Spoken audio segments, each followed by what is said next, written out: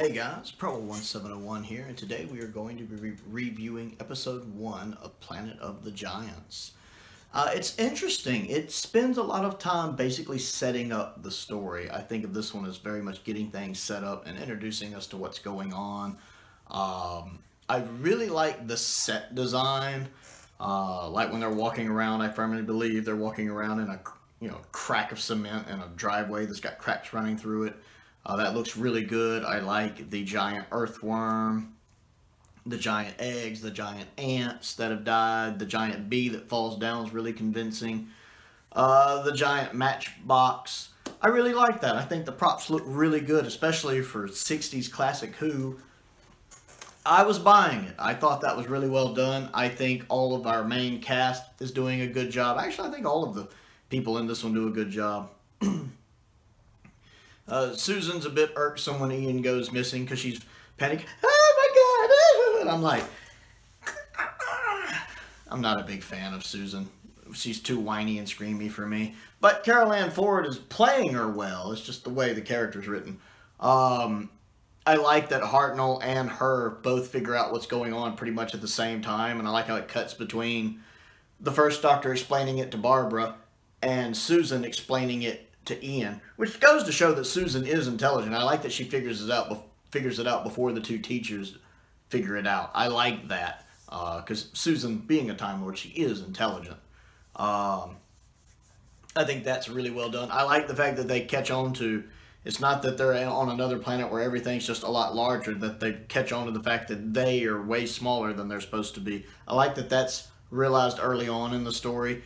And I love the scene when it cuts to the guy who picks up the matchbook and carries it. You know, he's obviously at his house. And the other guy who shows up in the conversation they have about the incesticide. Because for a second, I almost forget I'm watching Doctor Who. Because when they're talking, and you realize the disagreement they're having, and you realize from the dialogue that the guy who's basically running the inspection on the incesticide and knows it's dangerous, that it can disrupt the ecosystem, and that it's a bad idea, is that he's in some trouble. And the guy who's going to lose all of this money and be ruined because of it is there. It's very much like, I feel like I'm watching an old episode of Perry Mason. And I love Perry Mason, so that's good. Where I'm sitting here going, how can you not know this guy's about to kill you? You're sitting there, he's like, have you told anybody? Nah, I haven't told anybody yet, but I'm about to go make a phone call. Yes, I don't mind ruining you. That's a shame, but it's going to happen. Let me go make that phone call. I'd be sitting here going, you gonna die. You gonna die. And then, so when the guy pulls out the gun, I'm like, of course. Of course. But it's neat that I almost forget I'm watching Doctor Who for a second, because it feels more like, like if Columbo had come out a decade earlier, or an episode of Perry Mason, or something like that, or an episode of Burke's Law. So I really like that I kind of got displaced into that for a moment, and I enjoy both of the actors in that scene. I think they do a really good job. It's just I kind of see the end result coming. And I like the fact we don't see the shot. It's when it cuts back to them being small, back to our main cast, and you hear that big boom, like a cannonball being shot, as the first Doctor mentions. And you know what happened, and you're like, yeah, I saw that coming. The ending at the end, when it cuts to them seeing the cat coming, I kind of figured that was going to happen. It had shown several shots of the cat before, so I kind of figured the cat was going to be looking at him like, ooh, lunch. The actual shot when it cuts from Susan screaming, of course, to the cat is really rough. It's like, sometimes 60s Doctor Who, especially like early Hartnell Doctor Who,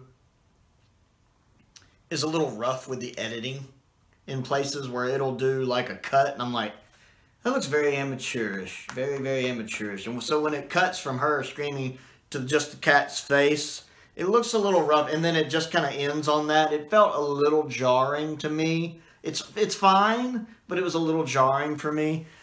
But I liked it. Like I said, it's really hard to believe that this is only 3 episodes. I know it was originally supposed to be 4 episodes, and then episode 3 and 4 were edited together because apparently they were dragging, but they were edited together into 1 episode.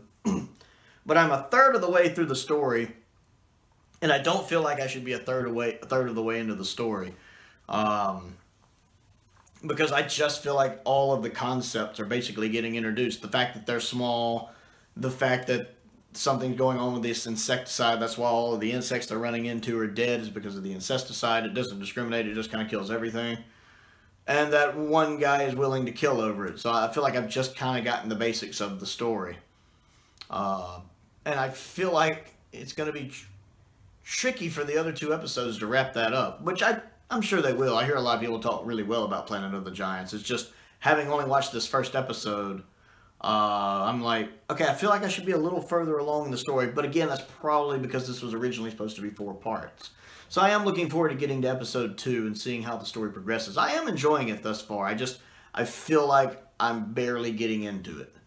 So that's my thoughts on episode 1 of Planet of the Giants. I'd like to know what you think of this story. I want to give a special shout out to one of my subscribers, Steve Knievel, because he did send me this story through my P.O. box. He's also the same subscriber who sent me the Aztecs, so I really appreciate both of those from him. I thank you very much for that, Steve. If there's anything you would like to send me, my P.O. box is down in the description below in case anyone wants to send me anything Doctor Who related, sci-fi related, or anything else, anything you want me to unbox and look at and review. My P.O. box is down in the description. I also have a Patreon if you would rather support me that way. A link to my Patreon is in the description below as well, which gets you access to polls to vote in, behind the scenes stuff, exclusive videos, early access to some videos, stuff like that. My entry-level tier is only $2 a month. If you can spare $2 a month. Always makes my day when I see somebody new join. I also have a link to my Amazon wish list down in the description below if you'd rather support me that way. I want to give a special shout out to 2 of my top tier patrons, the 5th Doctor and Stephen Crane. I really appreciate their support, as I appreciate the support of all of my patrons. And if nothing else, if you have a minute and you haven't subscribed yet, I would definitely appreciate you clicking that subscribe button. I'm trying to grow the channel to 1,000 subscribers. That is my goal at the moment, and I really appreciate that. Most importantly, though, thank you for watching.